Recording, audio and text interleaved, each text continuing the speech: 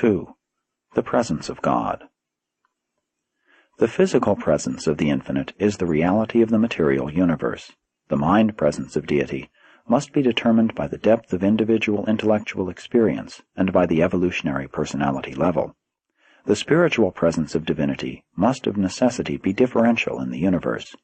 It is determined by the spiritual capacity of receptivity and by the degree of the consecration of the creature's will to the doing of the divine will.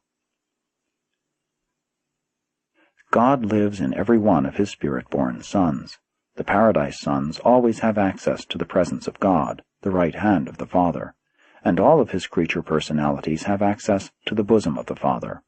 This refers to the personality circuit, whenever, wherever, and however contacted, or otherwise entails personal, self-conscious contact and communion with the Universal Father, whether at the central abode or at some other designated place, as on one of the 7 sacred spheres of paradise.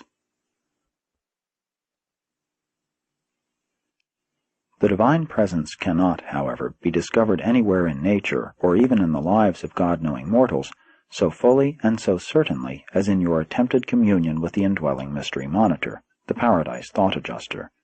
What a mistake to dream of God far off in the skies when the Spirit of the Universal Father lives within your own mind.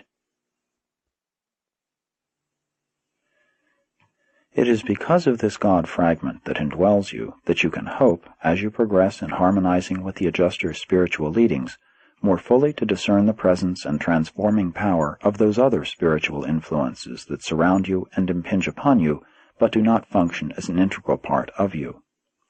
The fact that you are not intellectually conscious of close and intimate contact with the indwelling adjuster does not in the least disprove such an exalted experience. The proof of fraternity with the divine adjuster consists wholly in the nature and extent of the fruits of the Spirit which are yielded in the life experience of the individual believer. By their fruits you shall know them. It is exceedingly difficult for the meagerly spiritualized material mind of mortal man to experience marked consciousness of the spirit activities of such divine entities as the paradise adjusters. As the soul of joint mind and adjuster creation becomes increasingly existent, there also evolves a new phase of soul consciousness which is capable of experiencing the presence and of recognizing the spirit leadings and other supermaterial activities of the mystery monitors. The entire experience of adjuster communion is one involving moral status, mental motivation, and spiritual experience.